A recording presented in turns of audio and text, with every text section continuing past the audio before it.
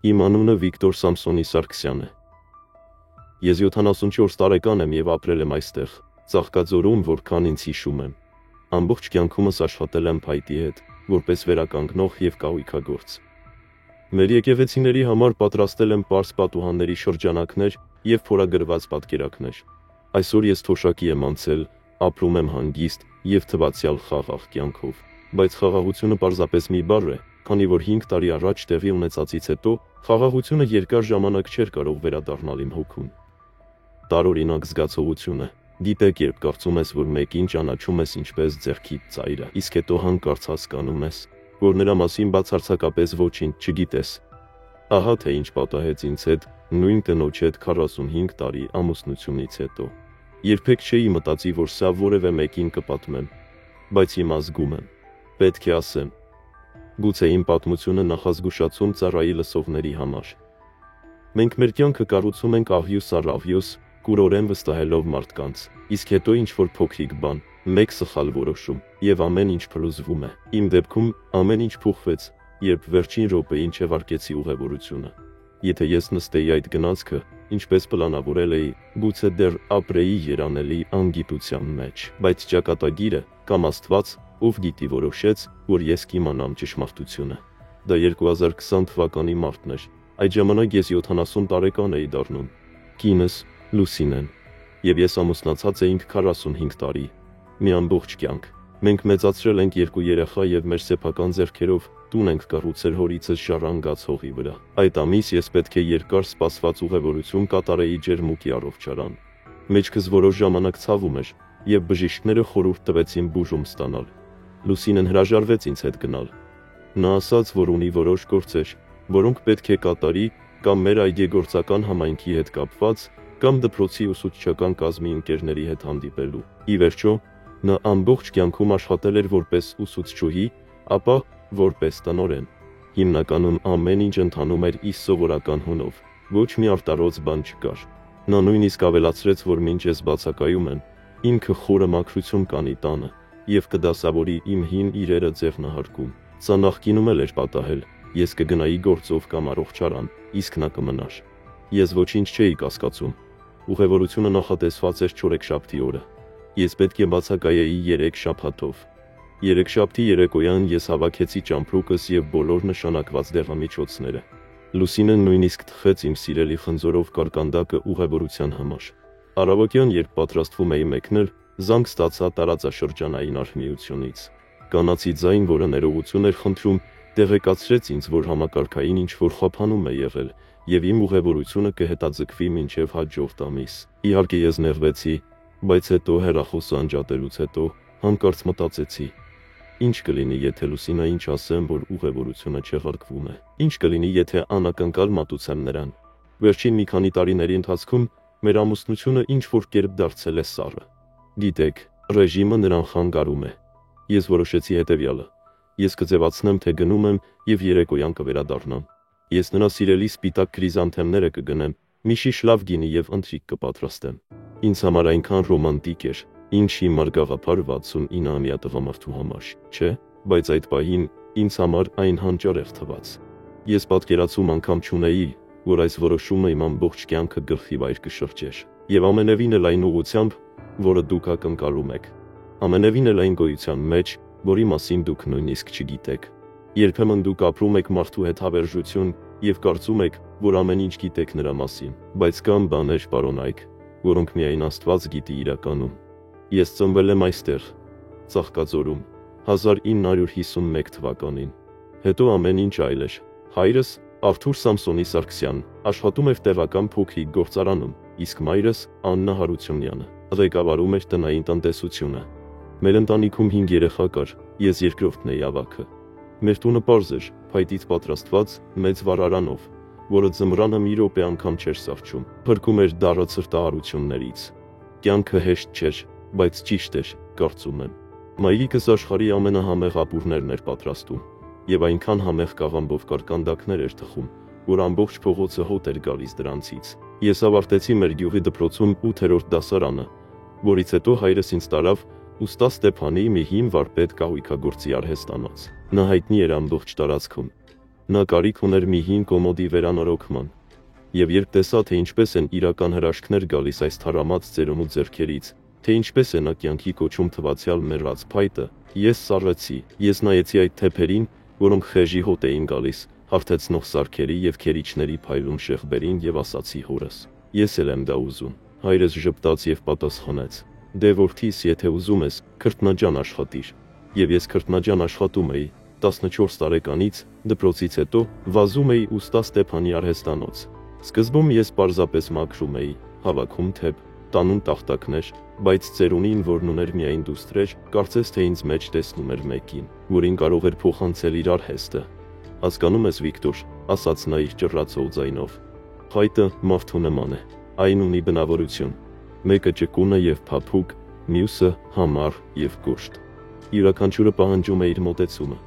Երբ ես 1969 թվականին դարձա 18 տարեկան, ես արդեն շատ բան գիտեի անել։ Քաղաքում մարդիկ սկսեցին գալ եւ խնդրել. թող Սարգսյան կրծերը մեզ համար անի։ Սա Ստեփանին չզայրացրեց, այլ միայն ուրախացրեց։ Այսպես էլ պետք է լինի, ասաց նա։ Եվ 1 տարի անց նա հեռացավ։ Սիրտ։ Նրա կինը, Սիրանուշ մորաքույրը, հուղարկավորությունից հետո զանգահարեց ինձ եւ ասաց. Ստեփանը ուզում էր, որ դու ժառանգես արհեստանոցը։ Նա հավատում էր, որ դու չես հրաժարվի բիզնեսից։ Նա թույլ տվեց ինձ մաս-մաս վճարել արհեստանոցի համար, որքան հնարավոր է։ Այսպիսով, 19 տարեկանում ես դարձա Ծաղկաձորի միակ ատաղծագործական արհեստանոցի սեփականատերը։ Ես Լուսինեին հանդիպեցի 1972 թվականին։ Ես 21 տարեկան էի։ Նա Վանաձորից եկել էր մեր դպրոցում ուսուցչուհի աշխատելու։ Նա քաղաքային աղջիկ էր, գեղեցիկ։ Նրա մուգ մազերը հավաքված էին ամուր կապած, իսկ աչքերը շագանակագույն։ Նա խիստ, բայց բարի հայացք ուներ։ Նա անմիջապես առանձնացավ մեր գյուղի աղջիկների մեջ։ Հիշում եմ նրա առաջին այցը իմ արհեստանոց, կարծես 3 լիներ։ Դպրոցը մի քանի սեղանների վերանորոգման կարիք ուներ, եւ նա եկավ պատվեր տալու։ Դու Վիկտոր Սամսոնին ես, հարցրեց նա զարմացած նայելով ինձ, այնքան երիտասարդ։ Այո, պատասխանեցի ես, բայց խնդրում եմ, հրաժարվեք իմ հայրանունից։ Ես այդքան էլ մեծ չեմ։ Նա ծիծաղեց, եւ այդ ծիծաղը ինչ-որ բան ստիպեց կրծքիս մեջ թրթռալ։ Ես այդ սեղանները վերանորոգեցի հատուկ խնամքով։ Եվ երբ նա եկավ դրանք վերցնելու, ես հավաքեցի իմ քաջությունը եւ հրավիրեցի նրան կինոթատրոն, մեր տեղական համայնքային կենտրոն։ Նա համաձայնվեց, եւ դա մեր անցկացրած բազմաթիվ երեկոներից առաջինն էր։ Լուսինեն տարբեր էր։ Նա կարդում էր գրքեր, որոնց մասին ես երբեք չէի լսել։ Նա գիտեր պոեզիա, խոսում էր այնպիսի բաների մասին, որոնք իմ պարզ միտքը միշտ չէ, որ հասկանում է։ Բայց նա երբեք ինձ վերևից չէր նայում։ Ընդհակառակը, նա մեծ հետաքրքրությամբ հարցնում էր իմ աշխատանքի, փայտի տեսակների, այն մասին, թե ինչպես է գեղեցկությունը ծնվում պարզ գերանից։ Նրա ծնողները, Վանաձորից մտավորականներ, սկզբում տպավորված չէին, որ իրենց կրթված դուստրը հանդիպում էր պարզ հյուսնի հետ, բայց Լուսինեն բնավորության տերաղջիկ էր։ Ես նրան ընտրել եմ եւ դուք ստիպված կլինեք հաշտվել դրա հետ, ասաց նա նրանց, եւ ժամանակի ընթացքում նրանք ընդունեցին։ Նրանք տեսան, որ չնայած ես բարձրագույն կրթություն չունեի, ես աշխատասեր էի, ազնիվ եւ սիրում էի նրանց դստերը։ Մենք հանդիպում էինք 2 տարի։ Դա հրաշալի ժամանակ էր, լի հույսերով եւ երազանքներով։ Երեկոյան մենք զբոսնում էինք հին վանքի պատերի երկայնքով, պաղպաղակ էինք ուտում քաղաքային այգում։ Իսկ ձմռանը ես նրան տանում էի գետի մոտ գտնվող Սառցե սահանքով իջնելու։ 1974 թվականին, երբ ես 23 տարեկան էի, ես նրան ամուսնության առաջարկ արեցի։ Ես նրան գնեցի մի պարզ ոսկե մատանի, որը 6 ամիս պահել էի, եւ հրավիրեցի մեր սիրելի բլուրը, որը նայում էր ամբողջ քաղաքին եւ եկեղեցու գմբեթներին։ Ես ծնկի իջա եւ հարցրի նրան, թե արդյոք նա կամուսնանա ինձ հետ։ Նա լաց եղավ, գրկեց ինձ եւ ասաց. Այո, մենք ամուսնացանք 1975 թվականի հունվարին։ Ես 24 տարեկան էի, նա 22։ Դա փոքրիկ հարսանիք էր։ Ամուսնության գրանցման արարողությունը, ապա այդ խնջույքը ծնողներիս տանը։ Արամ հորեղբայրս ակորդեոն էր նվագում։ Մենք պարում էինք եւ երգեր երգում։ Իրականում մեղրամիջ չկար։ Մենք Վանաձոր գնացինք միայն 3 օրով, նրա ծնողներին այցելելու։ Ես չէի կարող երկար լքել արհեստանոցը։ Մենք սկսեցինք մեր կյանքը մի փոքրիկ տանը, որը վարձակալել էի աշխատանքի մոտ։ Այն նեղ էր, բայց հարմարավետ։ Լուսինեն շարունակեց աշխատել դպրոցում, իսկ ես անխոնջ աշխատում էի արհեստանոցում։ Ծաղկաձորն այդ ժամանակ դանդաղորեն դառնում էր զբոսաշրջային վայր։ Մարդիկ կառուցում էին նոր տներ, հյուրանոցներ և վերականգնում հները։ Շատ պատվերներ կային։ 1977 թվականին մենք կարողացանք գնել մեր սեփական հողամասը քաղաքի ծայրամասում, բայց գոնե այն մեջն էր, և մենք սկսեցինք տուն կառուցել։ Այս տան յուրաքանչյուր աղյուս, յուրաքանչյուր գերան հիշում է իմ ձեռքերի ջերմությունը։ Արհեստանոցում 1 օր անցկացնելուց հետո ես գնացի շինհրապարակ և աշխատեցի մինչև մութն ընկնելը։ Լուսինեն օգնում էր ամեն ինչում, ներկելով, սպիտակեցնելով, 4 պատերը մեր տունը դարձնելով։ Դա ծանր աշխատանքի, բայց նաև մեծ միասնության ժամանակ էր։ Մենք մի երազանք էինք կիսում։ Երեկոյան, բառերով անբացատրելիորեն հյուծված, նստում էինք պատշգամբում, թեյ խմում ափսեներից և նայում աստղերին։ Լուսինեն խոսում էր իր ուսանողների մասին, իսկ ես ստացած պատվերների մասին։ Ահա թե ինչպես էինք ապրում օր-օրի։ 1980 թվականին ծնվեց մեր առաջնեկը, Արտակը, առողջ ուժեղ տղա, իմ թքած պատկերը։ Հիշում եմ, թե ինչպես առաջին անգամ գրկեցի այս փոքրիկ կապոցը։ Աշխատանքից կոշտացած ափերս այնքան մեծ ու անփույթ էին թվում։ «Խնամիր նրան, Վիկտոր», ասաց Լուսինեն, հոգնած, բայց երջանիկ Վանաձորի հիվանդանոցային մահճակալից, որտեղ մենք պետք է գնայինք ծննդաբերելու։ Կյանքը փոխվեց մեր որդու ծննդով։ Լուսինեն ժամանակավորապես թողեց իր աշխատանքը, և ես աշխատեցի մեզ երկուսիս համար, ընտանիքը ապահովելու համար։ Բայց ես երբեք չբողոքեցի, Արտակի ինձ տված յուրաքանչյուր ժպիտ արժեր դրան։ Եվ 4 տարի անց, 84 թվականին, ծնվեց Սոնան։ Եթե Արտակը իմ պատճենն էր, ապա Սոնան իր մոր թքած պատկերն էր, նույն շագանակագույն աչքերը, նույն լուրջ ժպիտը։ Մեր ընտանիքը դարձավ ամբողջական։ Տունը, որը մեզ այդքան մեծ էր թվում, հանկարծակի նեղացավ երեխաների ծիծաղից և հատակին ցրված խաղալիքներից, բայց այն ուրախ խառնաշփոթ էր։ 80-ականները մեզ համար կայունության տարիներ էին։ Իմ արհեստանոցը հայտնի էր ամբողջ տարածաշրջանում։ Երբեմն պատվերներ էին տալիս նույնիսկ Երևանից։ Փորագրված վահանակներ, բացառիկ կահույք։ Լուսինեն վերադարձավ դպրոց, երբ Սոնյան դարձավ 3 տարեկան։ Մենք գտանք հուսալի դայակ, Մարիա Ասատրյանին, որը հոգ էր տանում երեխաների մասին, մինչ մենք աշխատանքի էինք։ Դա պարզ, բայց լիարժեք կյանք էր։ Ամեն դեպքում, այդպես էի մտածում։ 90-ականներ, շատերն այս անգամ անիծում են, և լավ պատճառներով։ Մեզ համար էլ դա փորձություն էր։ Երկիրը փլուզվում էր, և դրա հետ մեկտեղ ծանոթ կյանքի ձևը։ Զբոսաշրջիկները անհետացան։ Մարդիկ ժամանակ չունեին փորագրված կահույքի կամ գեղեցկության համար։ Եթե միայն կարողանայինք գոյատևել, պատվերները գրեթե անհետացան։ Իմ արհեստանոցը, իմ հպարտությունը գրեթե փլուզվեց։ Պայիսն էր, երբ ես պատրաստում էի միայն պարզ աթոռակներ և վերանորոգում էի հարևաններից ծրված դռները կարտոֆիլի պարկի դիմաց։ Այդ ժամանակ Լուսինեն դարձավ մեր հենարանը։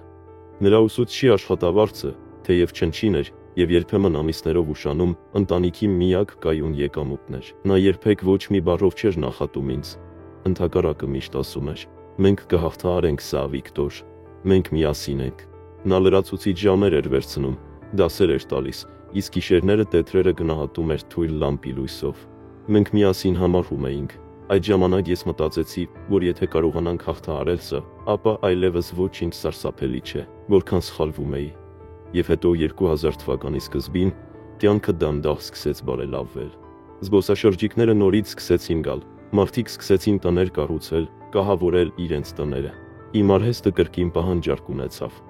Գործարարությունը աշխուժացավ։ Այդ ժամանակ մեծացավ որդուս, Արտակը։ Ես ավարտեցի ավագ դպրոցը և իմ մեծ հպարտությամբ ընդունվեցի Վանաձորի պոլիտեխնիկական ինստիտուտ։ Ես ուզում եմ քեզ նման լինել, միայն ժամանակակից ձևով, ասաց նա։ 2006 թվականին նա վերադարձավ ինժեներական կրթությունով։ Նա վերադարձավ ինձ մոտ, Ծաղկաձոր, չնայած նրան հրավիրեցին խոշոր գործարաններ։ Մենք մեր բիզնեսը կսկսենք այստեղից, հայտարարեց նա։ Եվ մենք դա արեցինք։ Նրա գիտելիքների և իմ փորձի շնորհիվ մենք իմ հին արհեստանոցը վերածեցինք փոքր, բայց ժամանակակից ընկերության։ Մենք գնեցինք համակարգչային կառավարմամբ մեքենաներ, որոնց մասին ես երբեք չէի լսել։ Արտակը համակարգչով նկարներ էր մշակում, իսկ ես շարունակեցի աշխատել ամենանուրբ գեղարվեստական պատվերների վրա։ Մեր ընկերությունը, Սարգսյան և որդի, հայտնի դարձավ տարածաշրջանից շատ դուրս։ Մեր դուստրը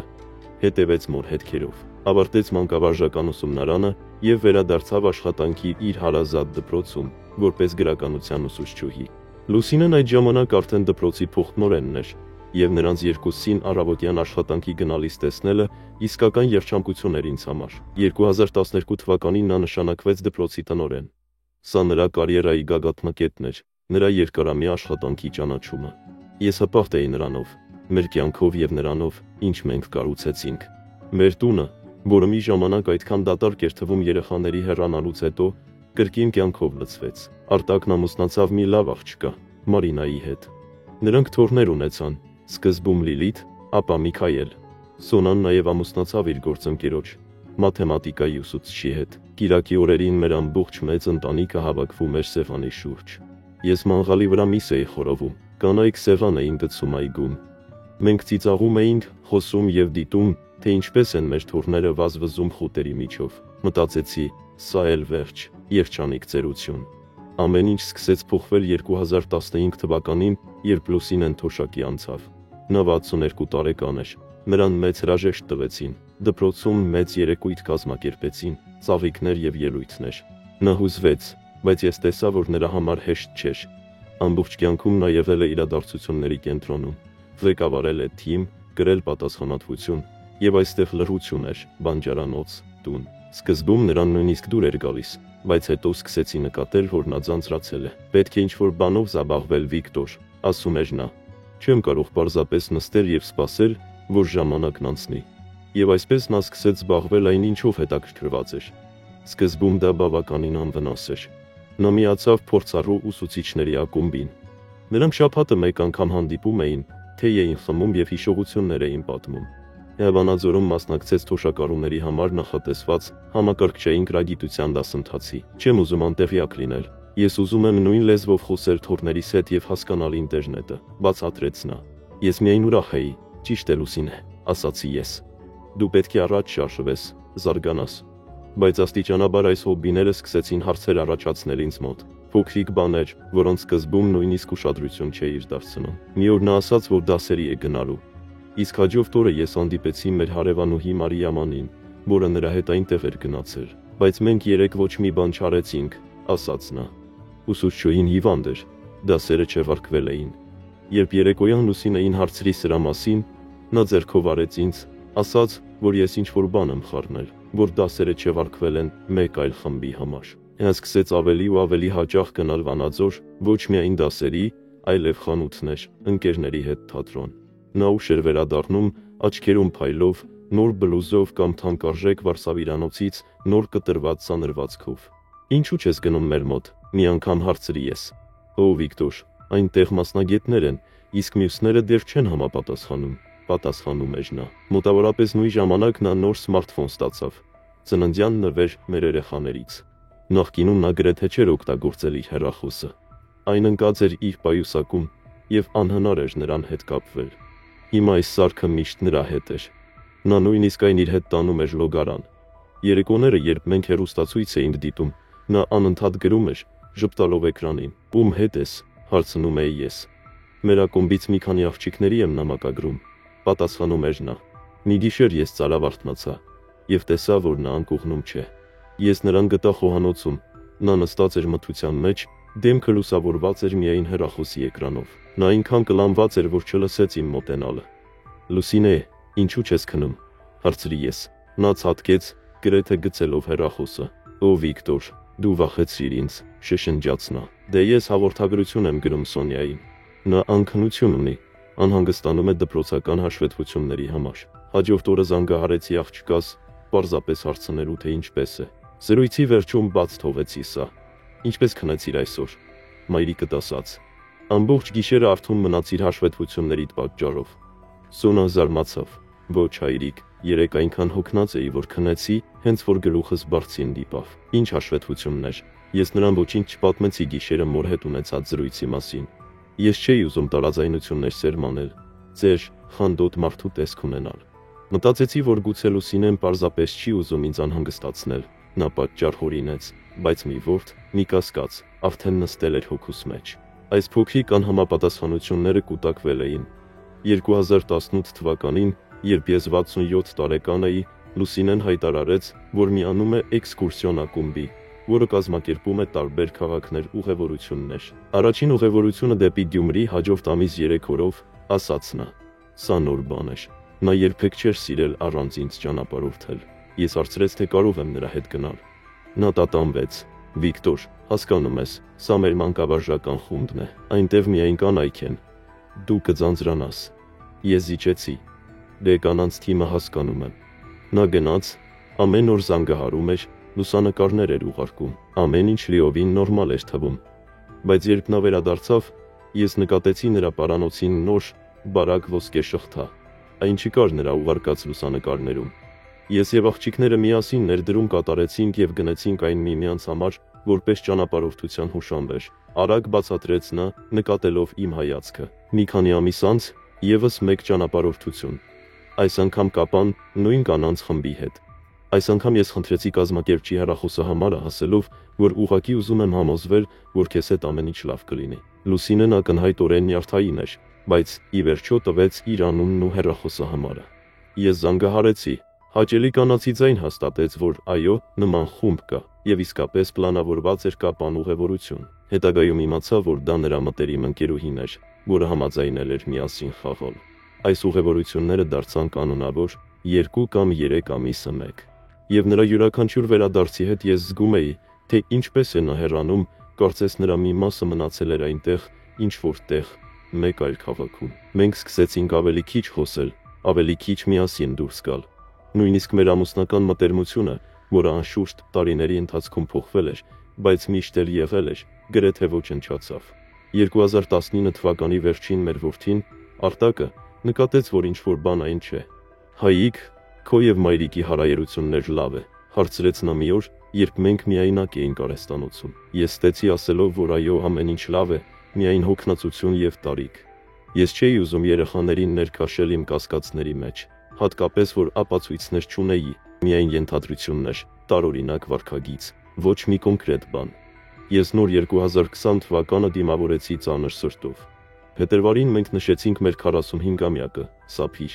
Ես որոշեցի վերջին անգամ փորձել ամեն ինչ շտկել, վերակենդանացնել այն, ինչը կարծես մարում էր։ Ես գնացի նրա սիրելի քրիզանթեմների հսկայական փունջ եւ սեղան պատվիրեցի Վանաձորի լավագույն ռեստորանում։ Լուսինեն կարծես անկեղծորեն հուզված էր։ Մի քանի ժամով նա կրկին դարձավ այն կինը, որին ես ճանաչել եւ սիրել էի ամբողջ կյանքումս։ Նա բռնեց ձեռքս, նայեց աչքերիս մեջ եւ ասաց. «4-5 հրաշալի տարիներ են եղել, Վիկտոր։ Այդ արտահայտության մեջ անցյալ ժամանակի օգտագործումը խորը ցավ պատճառեց ինձ»։ Եվ հետո մարտին քննարկվեց առողջարանային ուղևորության մասին ամբողջ պատմությունը։ Ես իսկապես պլանավորում էի գնալ։ Եվ Լուսինեն, ինչպես վերջին տարիներին ասաց, որ այնտեղ իր սեփական բիզնեսն ունի։ Ես այլևս չվիճեցի, ես սովոր էի դրան։ Եվ հետո եկավ այն զանգը, որը չեղարկեց ուղևորությունը, եւ իմ հիմար միտքը անակնկալով։ Իմ մի մասը իսկապես ուզում էր ռոմանտիկ երեկո անցկացնել մեր ամուսնությունը փրկելու համար, բայց մյուս մասը, որը ամիսներ շարունակ կասկածներ էր փայփայում, վերջապես ուզում էր իմանալ ճշմարտությունը։ Եվ այսպես մոտեցա այդ ճակատագրական օրվան։ Որոշում կայացրի ձևացնել, թե հեռանում եմ, պարզելու, թե ինչ է կատարվում իմ 45 տարվա ամուսնության հետ։ Չգիտեի, որ ճշմարտությունը շատ ավելի վատ կլինի, քան իմ բոլոր ամենավատ ենթադրությունները։ Մինչև պատմությունը շարունակելը խնդրում եմ մեկնաբանություններում գրել, թե որտեղից եք դիտում։ Ահա չորեքշաբթի, մարտի 11-ի առավոտյան։ Ես տնից դուրս եկա ճամփրուկս ձեռքիս։ Լուսինեն շտապեց միջանցք, ուղղելով շարֆս։ «Վիկտոր, զգույշ եղիր», ասաց նա, նայելով կողքի։ «Զանգիր ինձ, երբ հասնես»։ Նա համբուրեց այտս։ Արագ, սառը, ծանոթ համբույր։ Ես գլխով արեցի եւ ասացի. «Ես կվերադառնամ 3 շաբաթից»։ Կոկորտումս գնդիկ զգալով, որը դժվարացնում էր խոսելը, նստեցի իմ հին Նիվային եւ հեռացա տնից։ Բայց Վանաձորի կայարան գնալու փոխարեն ես շրջվեցի դեպի քաղաքի ծայրամասում գտնվող իմ արհեստանոցը։ Ես ամեն ինչ պայմանավորել էի Արտակի հետ։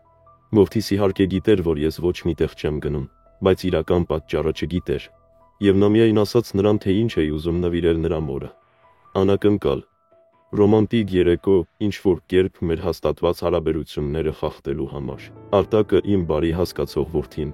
միայն հավանության նշանով գլխով արեց։ «Ճիշտ է, հայրիկ», ասաց նա, «դու եւ մայրիկս այսքան տարի միասին եք, դա պետք է գնահատել»։ «Ինչ օգնություն է պետք»։ «Ոչ, որդի, շնորհակալություն», պատասխանեցի ես։ «Միայն թե ոչ մեկին մի ասա, որ այսօր ինձ տեսել ես։ Թող բոլորը իմանան, թե ես ջերմուկում եմ»։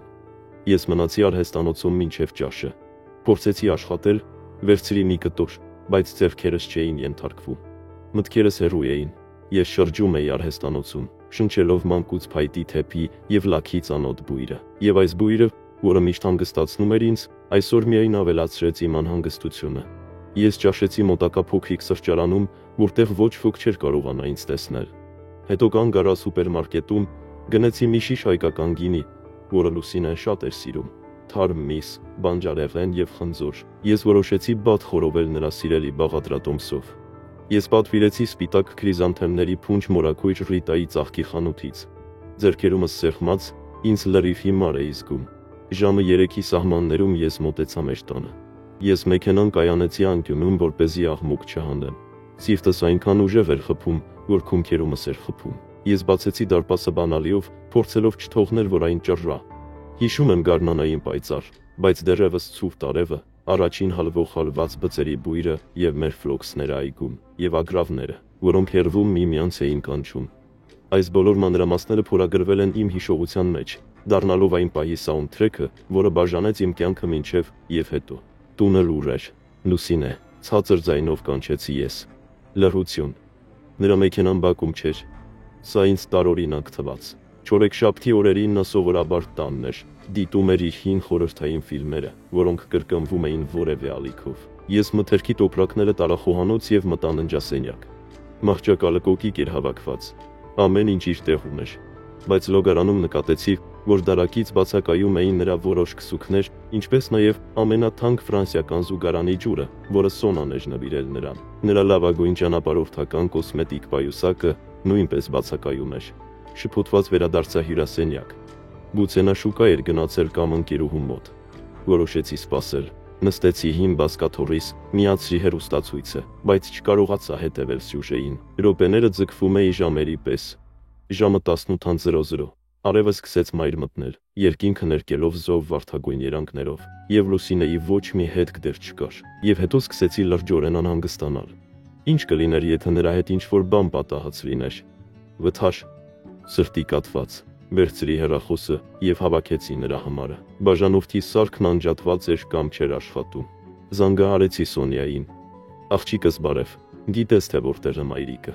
Բարև, զարմացած հարցրեց նա։ Ճանապարհին չես, կարծում էի արդեն մոտենում ես ջերմուկին։ Ոչ, մայրիկը ոչինչ չասաց որևէ տեղ գնալու մասին։ Ես ստեցի եւ ասացի, որ գնացքից եմ զանգահարում։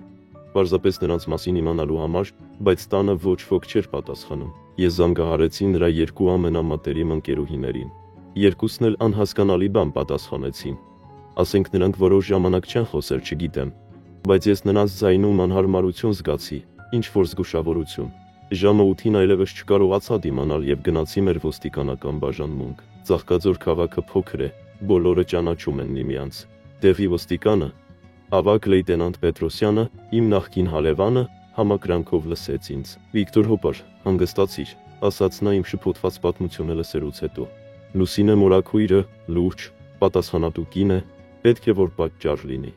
Նույնիսկ 24 ժամ չի անցել, մենք չենք կարող նրան հետախուզվողների ցուցակում ներառել։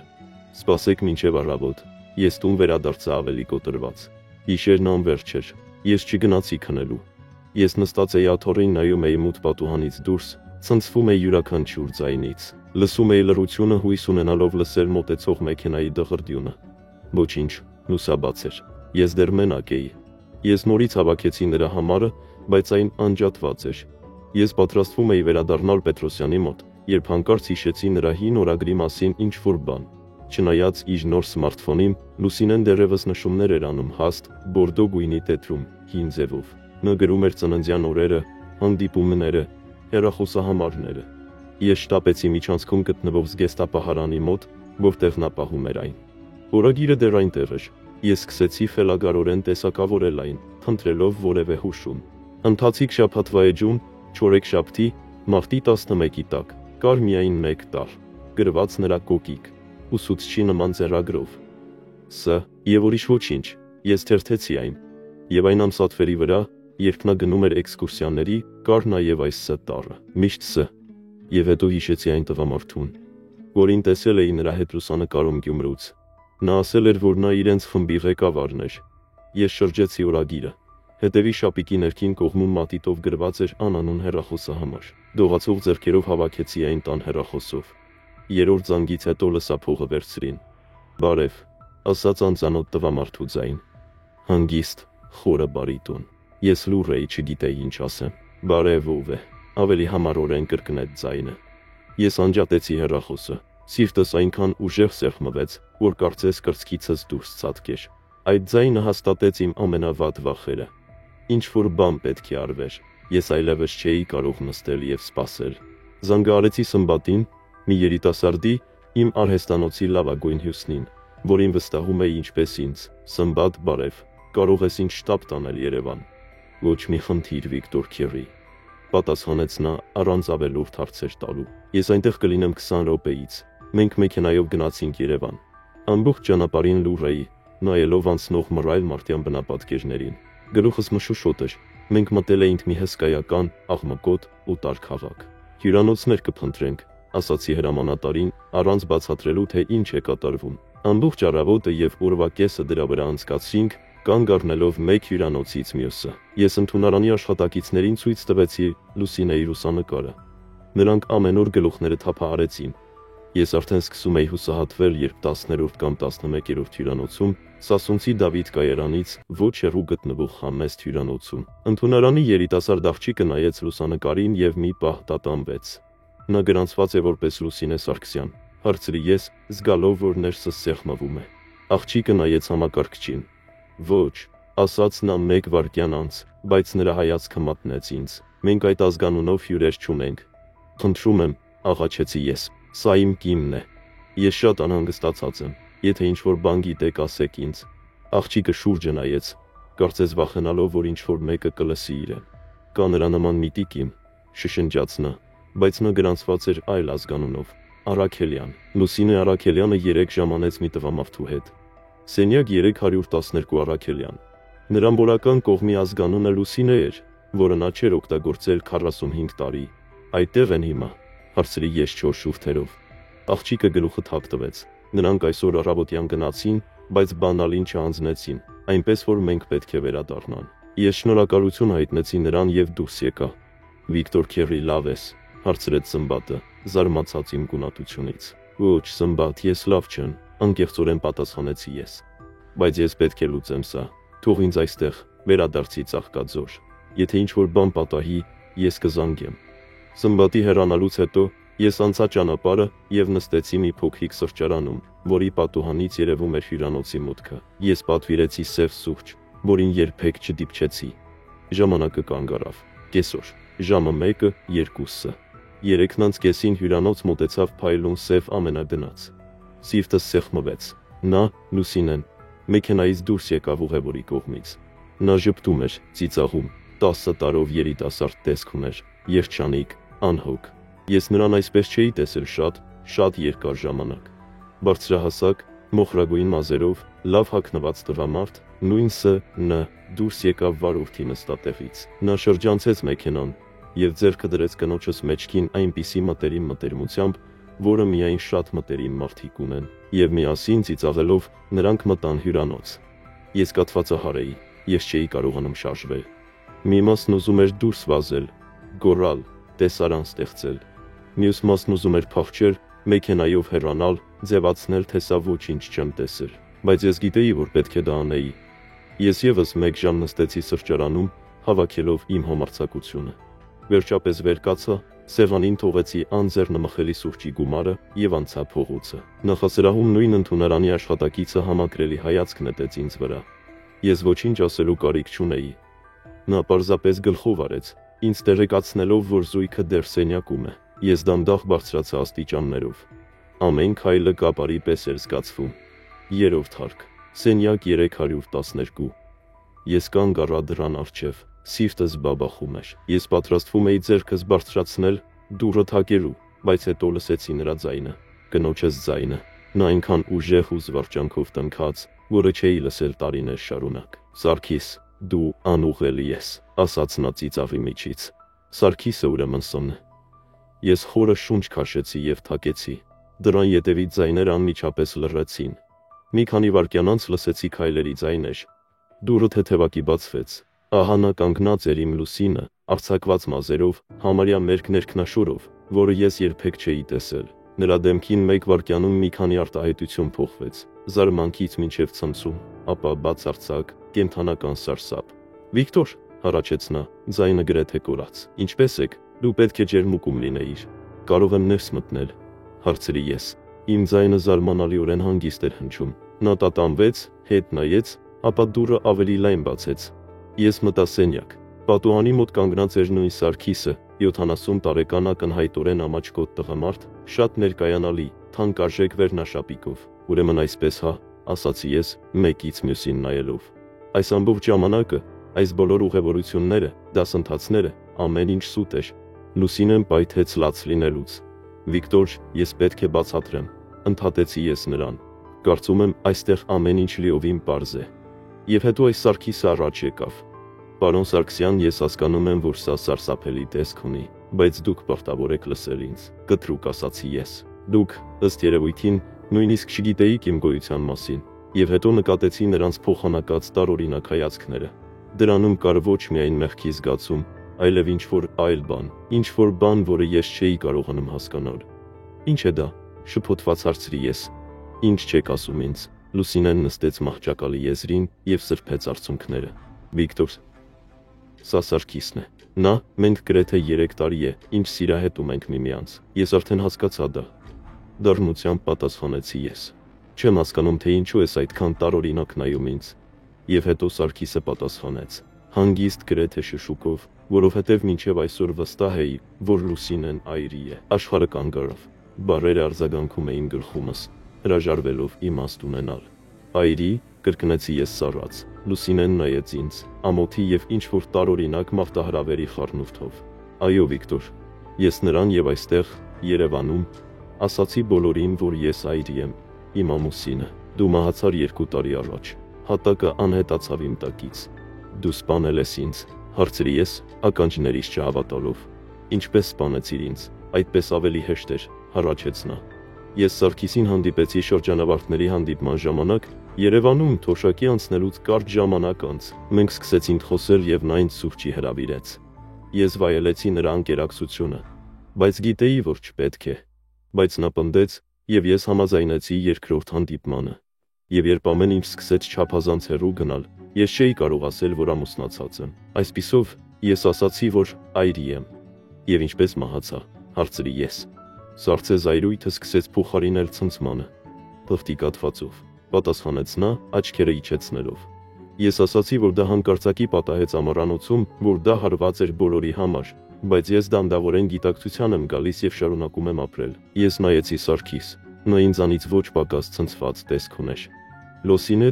դու ինձ ասացիր, որ դա 2 տարի առաջ, օգոստոսին էր, որ ես նույնիսկ ցավակցություն հայտնեցի քեզ։ Ամեն ինչ սուտ է», խոստովանեց նա, հիմա ուղիղ աչքերիս մեջ նայելով։ Ես նայեցի նրան, այն կնոջը, որի հետ ապրել եմ 45 տարի, և չճանաչեցի նրան, որտեղ էր այն համեստ ուսուցիչը, որին սիրահարվել էի։ Այն հավատարիմ կինը, որը ինձ հետ անցել էր 90-ականների աղքատության միջով, այդ սիրող մայրն ու տատիկն էր։ Իմ առջև նստած էր Սառը, հաշվենկատան ծանոթը։ «Ինչու Լուսինե», հարցրի ես, և ձայնս դողաց։ «Ինչու այս ամբողջ սարսափելի հորինվածքը իմ մահվան մասին։ Ինչու պարզապես չէիր կարող ամուսնալուծություն խնդրել»։ Նա ծուռ ժպտաց։ Այդ ծիծաղում հումորի նշույլ անգամ չկար։ «Ամուսնալուծություն Ծաղկաձորում»։ «Վիկտոր, պատկերացնում ես, թե ինչ կլիներ»։ Լուսինեն դպրոցի տնօրենը լքել էր ամուսնուն ծերության մեջ։ Բոլորը նրա մեջքի ետևում կշշնջային, կդատապարտեին նրան։ Երեխաները ինչպես էին նրան հաղթահարելու սա։ Տասնամյակների ընթացքում ձեռք բերած ողջ հեղինակությունը կքանդվեր։ Ոչ։ Նա գլուխը թափ տվեց։ Այսպես ավելի հեշտ էր։ Ավելի հեշտ, կրկնեցի ես, ականջներիս չհավատալով։ Այո, վճռականորեն ասաց նա, և նրա աչքերում տեսա մի բան, որը երբեք չէի տեսել՝ պողպատ։ Այսպիսով, ես ունեի 2 աշխարհների լավագույնը։ Ծաղկաձորում ես ունեի խաղաղություն, հարգանք, մեր տունը, երեխաներն ու թոռները մոտակայքում։ Եվ այստեղ, Երևանում, այստեղ ես ունեի իրական կյանք, զգացմունքներ, սիրավեպ, ազատություն, տարբերվելու, լինելու Լուսինե Առաքելյան, հետաքրքիր այրի, որը ուժ գտավ նոր սիրո համար, և ոչ միայն Լուսինե Սարգսյան, Ծաղկաձորցի հյուսնի կինը։ Այս խոսքերն ինձ ավելի ուժեղ հարվածեցին, քան ցանկացած ֆիզիկական հարված։ Ծաղկաձորցի հյուսնի կինը, ինչպես թեորեմ լիներ դա։ Եվ ես, հանգիստ հարցրի ես, ով է ես այս ամբողջ սխեմայում։ Դու իմ կյանքի մի մասն էիր Ծաղկաձորում, պատասխանեց նա, կարծես ուսանողին թեորեմ բացատրեր։ Իմ երեխաների հայրը, իմ թոռների պապը։ Ես չէի ուզում քեզ վիրավորել, Վիկտոր, դրա համար էլ լռեցի։ Ես չէի ուզում քեզ վիրավորել։ Նա սպանեց ինձ, ջնջեց իր նոր կյանքից, բայց միևնույն ժամանակ չէր ուզում ինձ վիրավորել։ Նրա խոսքերի անհեթեթությունն այնքան հրեշավոր էր, որ ես չէի կարողանում արձագանք գտնել։ Սարգիսը, նրա սիրեցյալը, ջախջախված տեսք ուներ։ Թվում էր, թե նա միայն հիմա էր սկսում գիտակցել վերջին տարիներին ապրած ստի մասշտաբները։ Պարոն Սարգսյան, Վիկտոր Սամսոնի, ես թվում եմ ձեզ, ես ոչինչ չգիտեի, մրմնջաց նա։ Եթե ես նույնիսկ կռահեի, երբեք չէի կռահի։ Ես հավատացի նրան։ Նա նույնքան խաբված էր, որքան ես։ Ես այլևս ոչինչ չասացի։ Ես պարզապես շրջվեցի եւ դուրս եկա սենյակից, թողնելով նրանց մենակ իրենց ստի հետ։ Ես իջա աստիճաններով, անցա նախասրահով, նույնիսկ չնայելով ընդունարանի աշխատակցի համակրելի դեմքին, եւ դուրս եկա Երևանի աղմկոտ, եռում փողոցներ։ Ես քայլում էի մենակ, չիմանալով թե ուր եմ գնում, անտարբեր ամբոխի մեջ, եւ կյանքումս առաջին անգամ ինձ լիովին անհույս միայնակ զգացի։ 45 տարվա ամուսնություն, միասին կառուցված մի ամբողջ կյանք։ Եվ այդ ամենը ոչինչ չստացվեց։ Վերջին տարիներին գոնե ես առաջին ավտոբուսով գնացի Ծաղկաձոր։ Ամբողջ ճանապարհին պատուհանից դուրս էի նայում, բայց չէի տեսնում անտառներն ու դաշտերը, որոնք շտապում էին։ Միայն նրա դեմքն էի տեսնում, նրա սառը աչքերը, լսում նրա խոսքերը։ Այսպիսով, ես երկու աշխարհներից էլ լավն ունեի։ Ես տուն չգնացի։ Ես չէի կարող մտնել մի տուն, որտեղ ամեն անկյուն, ամեն ինչ լի էր ստով։ Ես ուղիղ գնացի Արտակի մոտ։ Որդիս, տեսնելով ինձ դրան մոտ, իմ առողջարանի ճամփրուկով, սկզբում չհասկացավ։ Պապ, ինչ է պատահել, չվերթը չեղարկվեց։ Ես մտա ներս, նստեցի խոհանոցում եւ ամեն ինչ պատմեցի նրան։ Դա իմ կյանքի ամենադժվար զրույցն էր։ Ես նայում էի, թե ինչպես էի մեծացած, ուժեղ որդու դեմքին անհավատությունը տեղի տալիս զայրույթին, ապա խորը, տանջալից ցավին ինձ համար։ Նա անընդհատ կրկնում էր. չի կարող լինել։ Մայրիկը չէր կարող դա անել, նա չէր կարող։ Հաջորդ օրը Սոնան ժամանեց։ Երեխաները իհարկե նույնպես ուզում էին լսել մոր պատմությունը, բայց ես ապացույց ունեի օրագիրը, անունը, որը նա օգտագործում է հյուրանոցում ապրելու ժամանակ։ Երբ Լուսինեն վերջապես վերադարձավ Ծաղկաձոր եւ փորձեց խոսել նրանց հետ, նրանք արդեն ամեն ինչ գիտեին։ Սկսվել էր սարսափելի մի շրջան։ Այն ընտանիքը, որը ես կառուցել էի այդպիսի սիրով, քանդվում էր։ Լուսինեն փորձում էր արդարանալ, բացատրել, բայց ոչ մի բացատրություն իմաստ չուներ։ Դա պարզապես դավաճանություն չէր, դա իմ գոյության լիակատար ժխտում էր։ Ես ամուսնալուծության դիմումներ կայացրեցի։ 69 տարեկանում ես մենակ էի եւ ստիպված էի կյանքս սկսել զրոյից։ Առաջին ամիսներն ամենադժվարն էին։ Ես վարձակալեցի մի փոքրիկ տուն քաղաքի ծայրամասում եւ խորասուզվեցի արհեստանոցում աշխատանքի մեջ։ Երեխաները իմ կողքին էին, բայց նրանց համար էլ հեշտ չէր։ Անկախ նրանից, թե որքան սարսափելի էր վարվել Լուսինեն, նա միևնույն է նրանց մայրն էր։ Լուրը իհարկե անմիջապես տարածվեց ամբողջ Ծաղկաձորում։ Փոքր քաղաքում ոչինչ չես կարող թաքցնել։ Ես զգացի նրանց հայացքը ինձ վրա։ Ոմանք նայում էին կարեկցանքով, ոմանք հետաքրքրասիրությամբ։ Ես լսեցի շշուկներ մեջքիս ետևում։ Շատերի համար ես դարձա աղքատ Վիկտոր Սամսոնի, որին նրա կինը այդքան խաբել էր։ Այս կարեկցանքը գրեթե նույնքան ցավոտ էր, որքան դավաճանությունը։ Ինչ վերաբերում է Սարգիսին, ավելի ուշ իմացա, որ նա անմիջապես խզել էր բոլոր կապերը Լուինեի հետ։ Նա նույնքան ցնցված եւ ջախջախված էր նրա ստերից, որքան ես։ Վերջիվերջո նրան նույնպես խաբել էին, ստիպել էին հավատալ, որ հարաբերություններ է կառուցում ազատ կնոջ հետ։ Մինչդեռ իրականում նա անգիտակցաբար դարձել էր հրեշավոր խարդավանքի մասնակից։ Ամուսնալուծությունից հետո Լուինեն վաճառել էր տան իր բաժինը եւ մշտապես տեղափոխվել էր Երևան։ Նա այնտեղ բնակարան էր գնել։ Երեխաները կապ են պահպանում նրա հետ, բայց դրանք հազվադեպ, լարված զանգեր են։ Ոչինչ այլևս նույնը չի լինի։ Մեր մեծ կիրակնորյա ընթրիքները այգում, ընտանեկան տոնակատարությունները, այդ ամենը ավարտվել է։ Հիմա մենք հանդիպում ենք միայն այն միջոցառումների ժամանակ, որոնցից հնարավոր չէ խուսափել։ Թորների շրջանավարտներին, տարեդարձերին, ժամանակն անցնում էր։ Ցավը, չնայած այն լիովին չի անցել, ժամանակի ընթացքում մարել է, վերածվելով տանջող սպիի։ Ես սովորել եմ մենակ ապրել։ ուրախություն գտնել պարզ բաների մեջ։ Ես նորից սկսեցի ձգնորսություն անել, հանդիպել քաղաքային այգում տարեցների հետ, դոմինո խաղալ եւ հիշել երիտասարդությունս, եւ ամբողջությամբ նվիրվել թորներիս, երբ նրանք գալիս էին այցելության։ Այսօր, այդ սարսափելի օրվանից 5 տարի անց, կարող եմ ասել, ես գոյատևեցի, ես 74 տարեկան եմ։ Ավելի շատ կնճիռներ ունեմ եւ ավելի քիչ երազանքներ, բայց դիմանում եմ։ Իմ Սարգսյան եւ որդի ընկերությունը ծաղկում է արտակի ղեկավարությամբ։ Ես այնտեղ եմ գնում գրեթե ամեն օր, ավելի շատ խոսելու եւ մարդկանց մեջ լինելու, քան աշխատելու համար։ Ես այլևս չէի փորձում հարաբերություններ կառուցել ոչ մեկի հետ։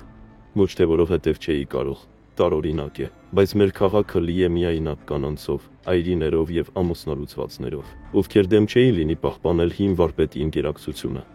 այլ որովհետեւ իմ ներսում ինչ որ բան կոտրվեց, փակվեց։ Ես նախընտրում եմ իմ ներկայիս կյանքի պարզությունը, առանց բարդությունների, առանց սպասելիքների, որոնք կարող էին հիասթափվել։ Այս ամբողջ պատմությունից ստացած ամենադառը դասն այն է, որ կարող ես կեսդար ապրել մարդու հետ եւ դեռ չիմանալ, թե ինչ է կատարվում նրա հոգում։ 45 տարի Լուսինեի հետ, եւ ես երբեք չէի կարող պատկերացնել, թե ինչի էր նա ընդունակ։ Ես երբեք չէի կռահում նրա դժգոհության խորությունը,